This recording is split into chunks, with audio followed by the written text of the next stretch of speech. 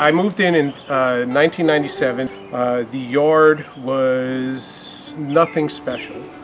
I wanted to spruce it up a little bit. And the first things I did were actually to install the roses on the fence line along Walling Terrace.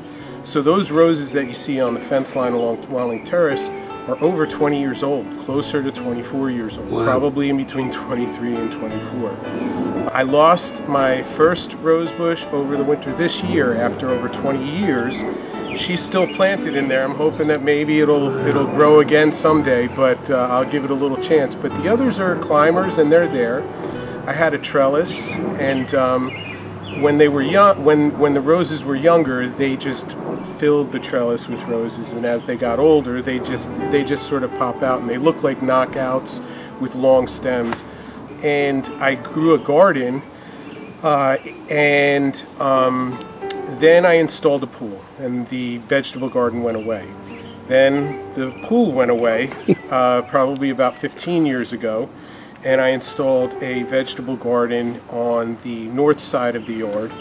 And when we installed this deck a few years ago, I moved the garden over to the new place, and the vegetable garden has been in that place for probably about 3 or 4 years.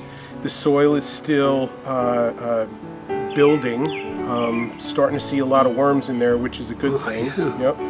And so the veggies that we get out of the garden over there are really starting to look and taste nice. The other plants that I love, and that took a little bit of practice and skill to get used to, are my fig trees. I have 2 fig trees. I've got a white fig tree and I've got a brown fig tree. They're brown turkey figs, I believe they're called. And I've had them, Eileen and I have had them for quite some time. But they would die over the winter. And then they would grow back. Fig trees are pretty interesting in that regard. They'll die right down to right above the root ball, and then you take those off and then they grow right back up. But the figs aren't as sweet if that process keeps happening like that. So I asked what I should do to one of our friendly master gardeners in town, one of our few master gardeners in town, and I started wrapping it with burlap, both trees, and each of them are in either their 3rd or 4th year of not dying, and then rebirth, and then like a phoenix being reborn.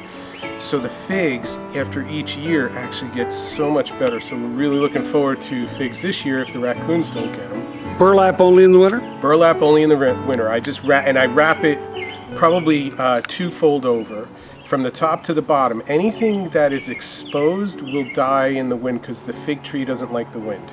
Doesn't like the cold, bristling wind. So if there's a little shoot of a branch coming out of the top of the burlap, that's going to die, but everything that's covered with the burlap will probably survive. And that's what happens every year. You know, we don't want it to be too tall, but we want it to be large enough, get large enough where it produces an abundance of figs. And we like to share them, so.